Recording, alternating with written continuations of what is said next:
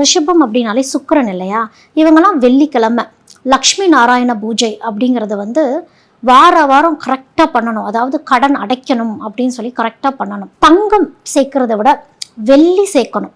இப்போ சப்போஸ் நீங்கள் வந்து கடன் வாங்கிட்டீங்க, அந்த கடனை வந்து அடைக்கணும் அப்படிங்கிறப்போ வீட்டில் ஏதாவது ஒரு சின்னதாக ஒரு வெள்ளி பொருள் வாங்கி கொண்டு வந்து நீங்கள் வைங்க. தங்கம் அப்படிங்கிறது அவ்வளோ சீக்கிரம் ரிஷபராசிக்காரங்கள்ட்ட வந்து தங்கவே தங்காது. நீங்கள் பெரும்பாலும் தங்கம் வாங்குறதுக்கு ஒரு கடன் வாங்குறீங்க அப்படின்னா அதை அடைக்கிறதும் உங்களுக்கு ரொம்ப கஷ்டமாயிடும். தங்கம் வாங்குற அளவுக்கு கிட்டத்தட்ட ஈக்குவலாக வெள்ளி வாங்கணும். வெள்ளி வர வர உங்கள்கிட்ட வந்து செல்வம் அப்படிங்கிறது தங்க ஆரம்பிக்கும்.